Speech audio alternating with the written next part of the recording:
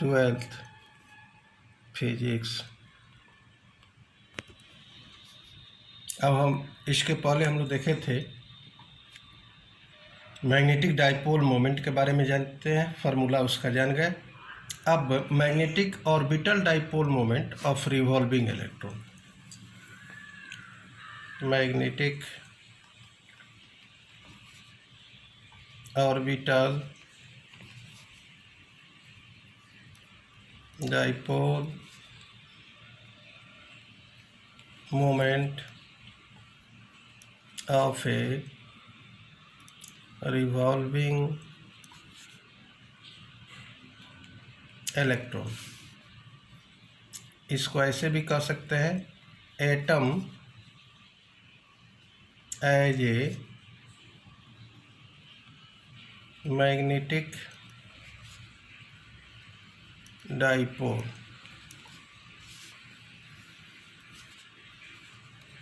ठीक है। अब देखिए, एटम में इलेक्ट्रॉन क्या होता है, रिवॉल्व करता है around the nucleus in circular orbit. The movement of the electron in circular orbit around the nucleus मान लो anti clockwise, that is equivalent to the flow of current in the orbit in clockwise direction. ऐसे देखिए,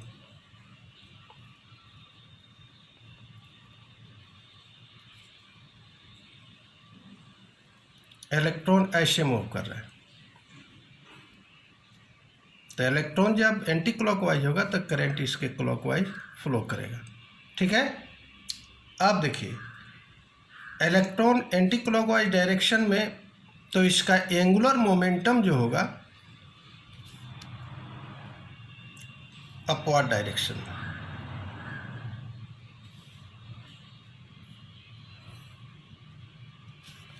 angular momentum L vector. तो angular momentum vector का formula होगा, 11th में आप पढ़े हैं, angular momentum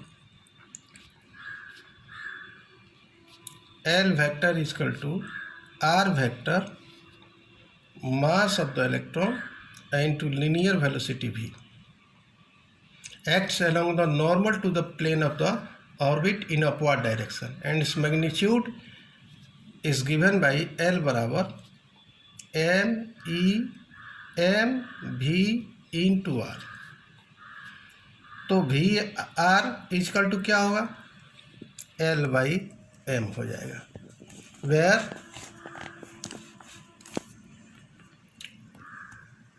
m is the mass of electron, v is the velocity of electron, r is the radius of orbit। ठीक है। देखो, ऑर्बिटल मोशन जो होता है इलेक्ट्रॉन का एंटी क्लॉकवाइज डायरेक्शन में, यह equivalent to the flow of conventional current in the clockwise direction, ऐसे डायरेक्शन में मूव करेगा। यह इसका रेडियस आर हो गया। ठीक है। अब देखिए, तो यहाँ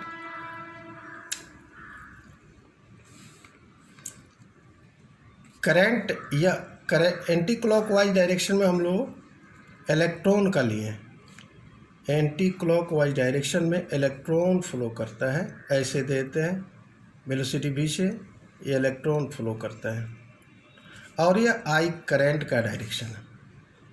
ठीक है। अब देखिए, तो आप जानते हैं करंट बराबर क्या होता है, I बराबर हो जाएगा charge over time, where E is the charge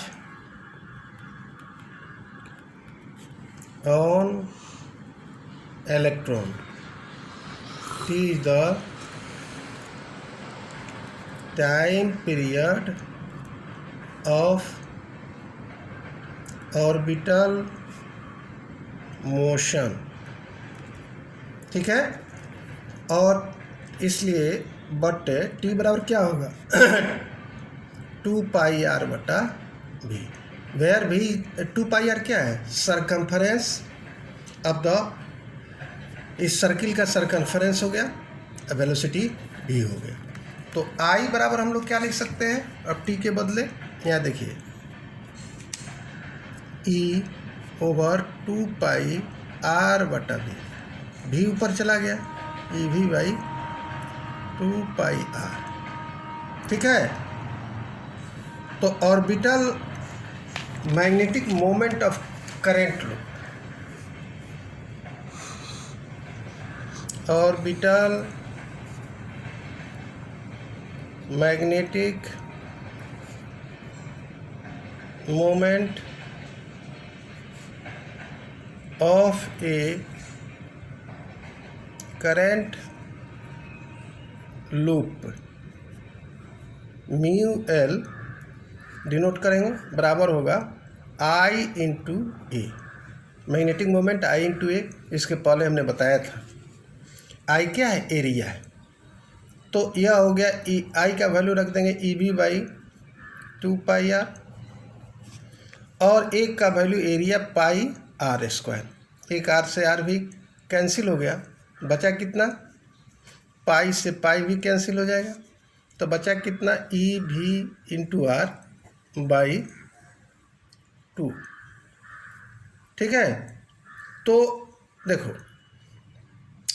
अब इसको हम लोग यहाँ से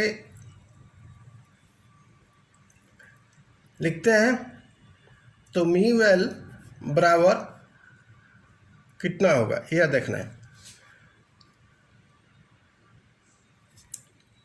म्यू एल बराबर हो जाएगा E/2m इंटू एल, ठीक है। तो म्यू एल इसको हम लोग वेक्टर फॉर्म में भी लिख सकते हैं, इन वेक्टर फॉर्म,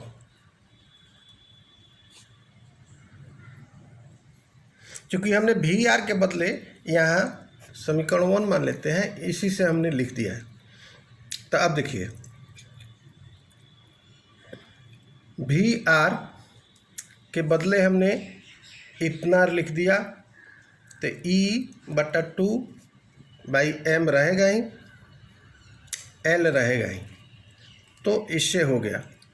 यहाँ लिख देते हैं from equation number 1, in vector form में लिखेंगे, तो mu L vector equal to, यहाँ माइनस चिन्ह देंगे, /2m एल वेक्टर। यह negative sign shows that direction of mu1 is opposite to the direction of L, ठीक है ना। इन केस ऑफ इलेक्ट्रॉन, यदि positive charge particle considered, then minus sign will disappear, अर्थात negative sign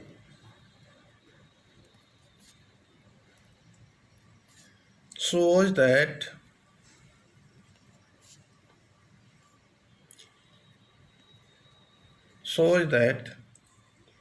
the direction of mu L vector and L vector are opposite to each other in the case of electron, but if a positive charge particle is considered, then minus sign will disappear and the direction of mu L and L vector will be same। यह ध्यान रहे, ठीक है।